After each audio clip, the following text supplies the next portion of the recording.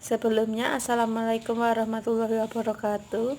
Saya Laila Rian Septiana, NPM 202301043 akan mempresentasikan hasil kerja saya, yaitu contoh tindakan bermoral dan tindakan tidak bermoral.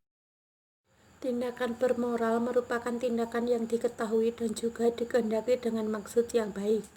Manusia mengungkapkan tanggapan atas kebaikan, terutama kepada Tuhan yang memiliki kebaikan tertinggi. Contoh dari tindakan bermoral yang pertama, saling menghormati antar umat beragama. Pada sila pertama yang berbunyi ketuhanan yang Maha Esa, berarti kita sebagai bangsa Indonesia harus mengakui adanya Tuhan yang menciptakan semesta beserta isinya. Di Indonesia, masyarakat harus memiliki kepercayaan terhadap Tuhan dan masing-masing agama yang dianut. Ada 6 agama yang diakui di Indonesia, yaitu Islam, Kristen Protestan, Kristen Katolik, Hindu, Buddha, dan Konghucu. Di dalam makna sila pertama Pancasila mencakup nilai-nilai agama untuk mengatur hubungan negara dan agama. Terdapat juga harapan pada sila pertama Pancasila, yaitu dengan kita percaya pada Tuhan, maka kita tidak akan menyakiti saudara sebangsa kita. Selanjutnya, gotong royong. Sikap persatuan memiliki nilai-nilai luhur dari sila ketiga Pancasila yang akan membawa arah persatuan, karena gotong royong inilah yang merupakan tali pemersatu bangsa Indonesia.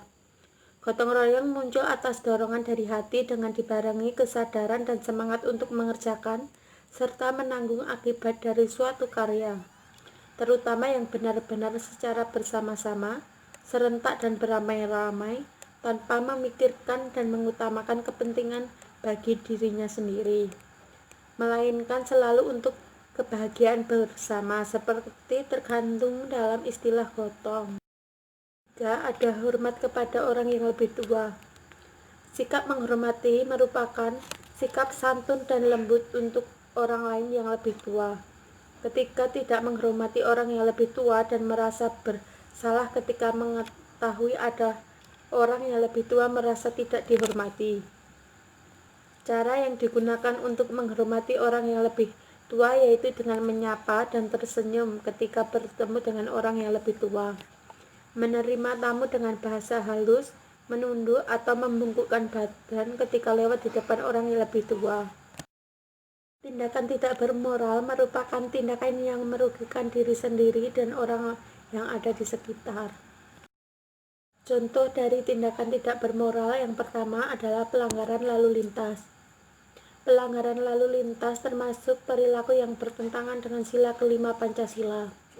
Alasannya adalah karena perbuatan ini merugikan kepentingan umum, melanggar hak pengguna jalan yang lain, sehingga jauh dari kata adil yang merupakan nilai yang diusung sila kelima Pancasila.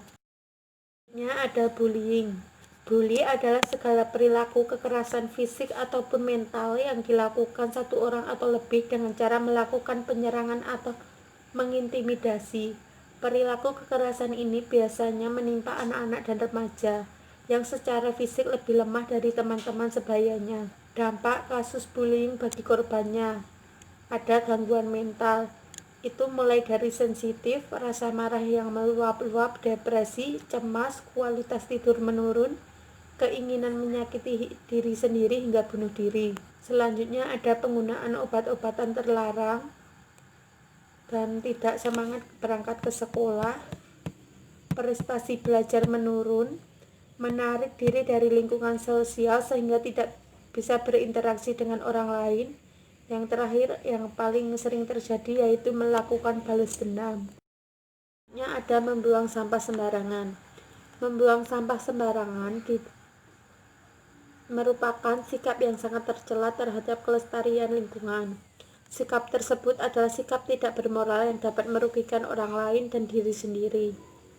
Dampak yang ditimbulkan dari membuang sampah sembarangan adalah menyebabkan kerusakan lingkungan, berupa merusak pemandangan, mendatangkan bau yang tidak sedap, mendatangkan banjir level rendah sampai yang tinggi, mendatangkan berbagai penyakit dan dapat mencemari lingkungan. Contoh dari sikap tidak termoral yang terakhir yaitu ketergantungan narkoba. Penggunaan narkoba pada saat ini sangat mudah dijumpai di kalangan generasi muda. Penggunaan narkoba adalah tindakan yang bertentangan dengan moralitas, karena narkoba memiliki efek negatif bagi semua orang.